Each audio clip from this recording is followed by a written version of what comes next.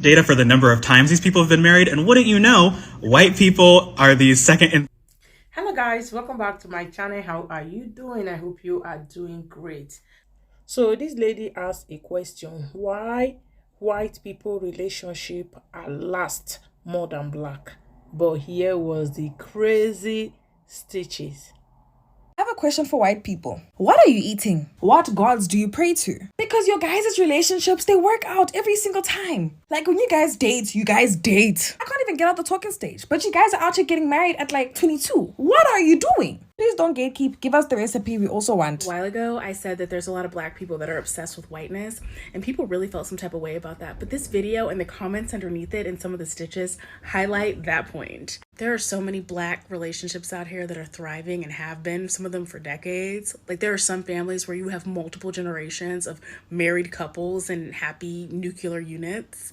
Hell, even on TikTok, I've ended up on like Black Family Talk or whatever, and I'm seeing all of these black families, like a black mom, black dad, beautiful black children, making couples content, making family content in the same way that we see a lot of white people. Despite the fact that there are so many couples and families out here doing quite well for themselves, people still only want to look at black families and black relationships through a lens of whiteness. Like this is what white supremacy is, because it's warped you into thinking that we don't have healthy relationships. It's also warped you into thinking that somehow white people have it figured out and that they are somehow more successful and more functional in their relationships. And baby, I got news for you. This is why I need y'all to know who white people are in real life and stop putting them on a pedestal. Stop glorifying them. Because they be going through it in these relationships. They might be married at 22, but they're divorced by 29. These white women get cheated on. These white women have multiple baby daddies. In fact, most of the people that I know that have multiple baby daddies are white women. Dead ass. Say this with love, okay? This is a part of the process, but I really need people to pay attention to how you've been conditioned to notice something in one community while disregarding it in another. Okay, this is how you unpack. That's annoying me, not only because it's just perpetuating white supremacy, but we also have this cool thing called the US Census data that we can use to prove if this is true or not. So let's take a look. So this is the most recent data set from the census website. It's from 2014. At the very top row, you have all races, and we're looking at this column of ever divorced. So white people, there's two different categories, non-Hispanic and then just white. I don't know what the difference is, but white alone, 30.3%. White alone, non-Hispanic, 35.6%. Black or African American alone, 38.9%. So you're looking at a difference of like 4%. Here's the same data, but for men, again, white alone, 33.6%. White alone, non-Hispanic, 35%. Black or African American alone, 38.7%. So again, like 4%. Here's some data for the number of times these people have been married, and wouldn't you know, white people are the second and third category for the most likely to be married 3 or more times. You stop putting white people on a pedestal, it's weird. 2 reasons why white relationships last for a very long time. First reason is that there's zero financial pressure. It means that they genuinely love each other and they want to grow with each other, and they don't date for hunger and for money, bruh. It means that these types of relationships aren't for the Damas Crusaders, the hungry lions, and the adherb Hans, bro. Another thing is that beggars and they really hold it down, bro. They could go through ups and downs together and cheat on each other 20 times, and they'll still hold it down, bro. So when they tell you that they went through thick and thin, just know that they really mean it, bro. But anyway, slay though. Learn new friend, I got you. As someone who was raised by the white half of their family out in the country like the bunch of hillbillies that we are, and who does not believe in gatekeeping, because you're my new friend now, and woman to woman, we're going to tell the tea, the secrets. The first thing that you need are daddy issues. They come in a variety of like flavors and reasons, whether your daddy was present or not, but they're pretty standard issue for the majority of white women. So get you some of those. They kind of help you like accept less, you know, than you're really deserve. But so while we will still marry them with our daddy issues, we're also planning to bury them where no one will find them. Have you ever listened to the Unaliving podcast where the husband like is injured or disappears or is under mysterious circumstances? It's always the white wife. Why is that, you may ask? Because we're going to get that back. Now, I know you're confused by that. You're like, but bitch, but new friend. Most of y'all are married to a bunch of blue-collar motherfuckers. Okay, let me tell you the secret. First of all, blue-collar motherfuckers make some okay money, okay? And a lot of them have good benefits, so clutch. But the key is it's not so much the paycheck and the benefits right now. It's when they or get injured or disappear under mysterious circumstances while on the job, or in a way that could be traced back to relating to the job. And we get that life insurance payout plus the company payout for them like causing the husband's demise, because we may be, a lot of things, but dumb with the money ain't one of them, okay? So, and I'm honest. I'm a nice person. I'm a good wife. I already told my husband, if you feel a heart attack or a stroke coming on, you work for the government, I'm going to need you to do that in a government building. So when you feel that heart attack come on, go ahead and jump off some stairs, throw yourself down them so it looks like the government's fault. Do it in a government building. Mama needs to get paid. We got a kid now, okay? I want these benefits for life and that double payout. So, daddy issues and the willingness to put them where they'll never be found and blame it on their job. You're welcome.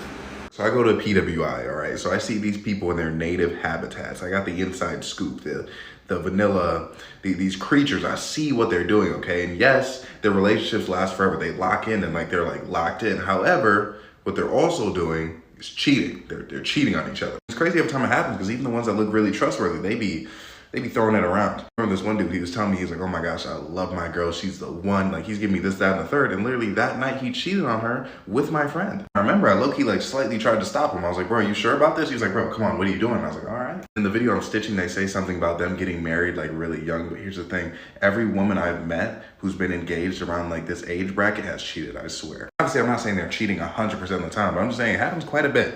More than you would think. These people reach a certain age, they kind of low-key start getting people like me involved, in their bedroom athletics, they be making propositions, they be put things on the table.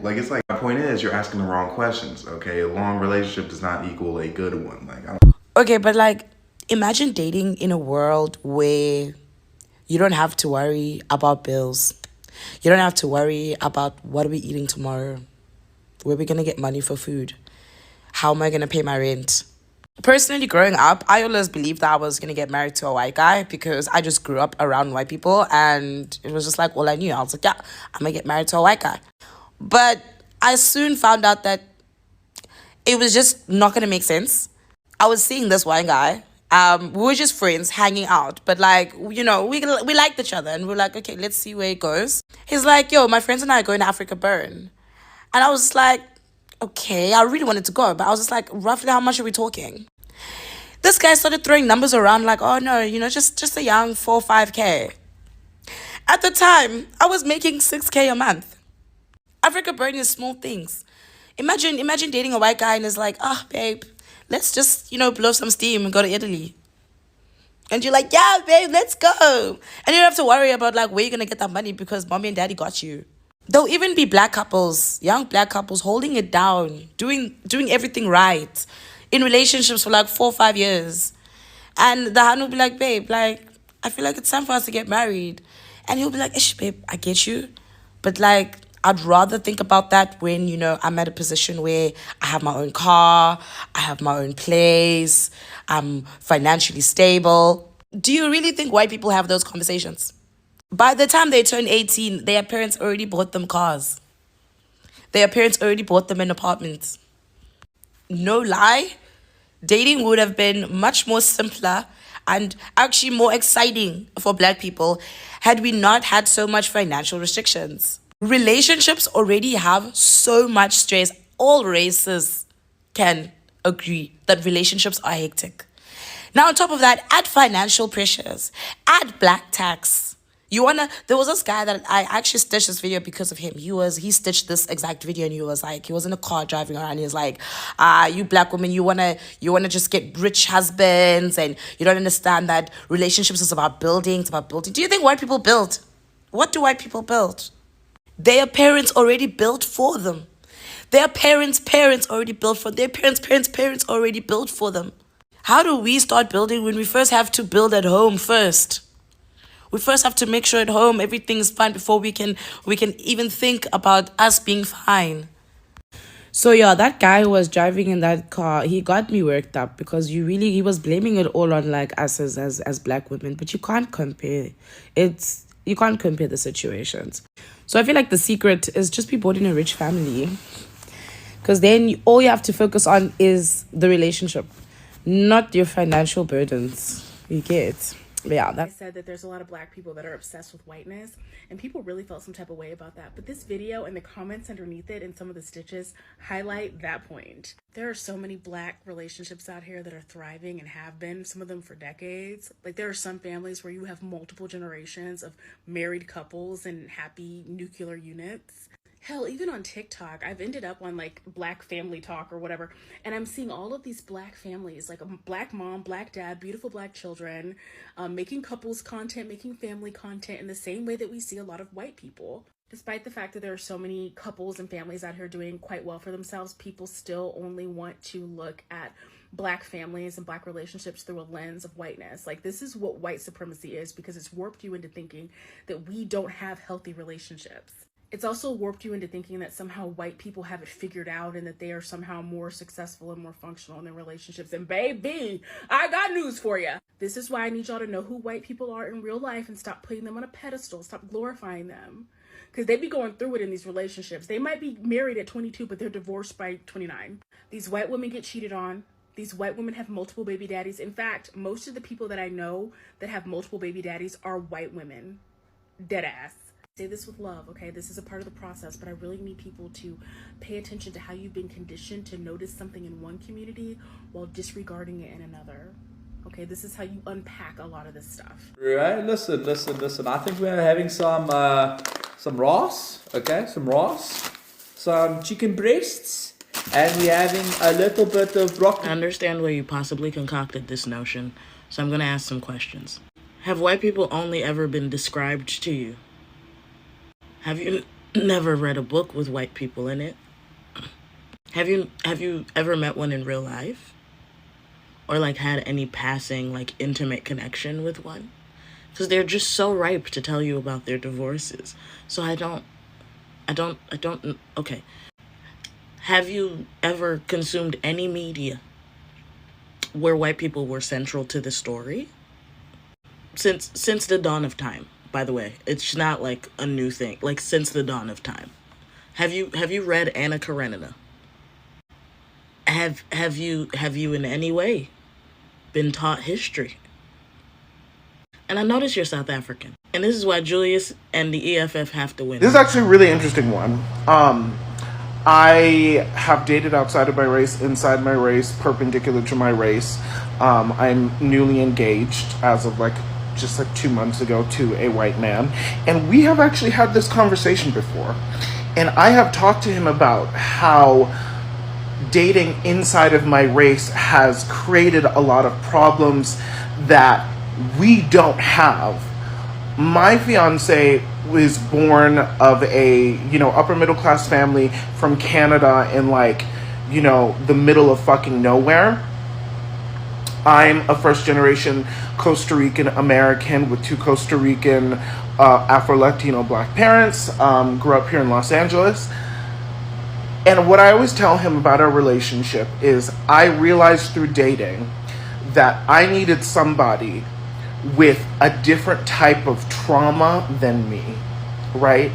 And just being a black male is going to traumatize you a lot in life. Just being a black person in general, growing up, is going to traumatize you a lot.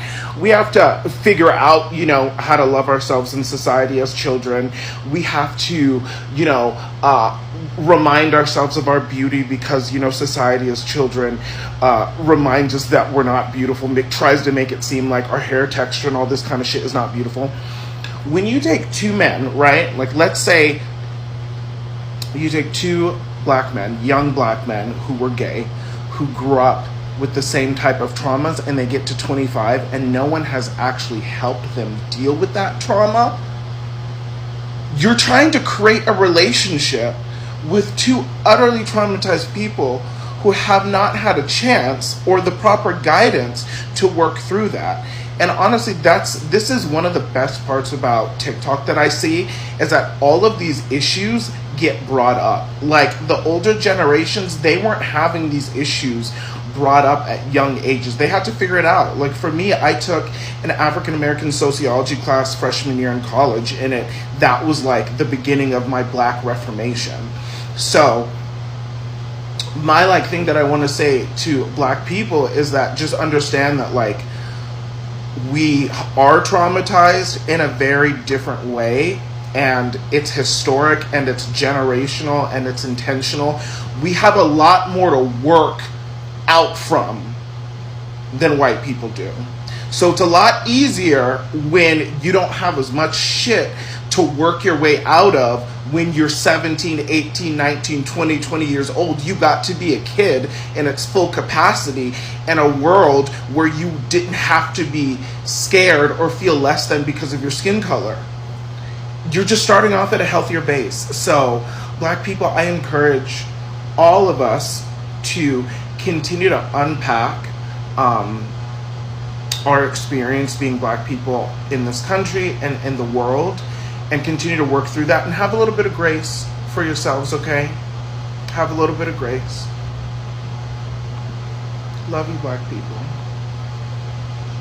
I promise you it's not rocket science. It's so simple.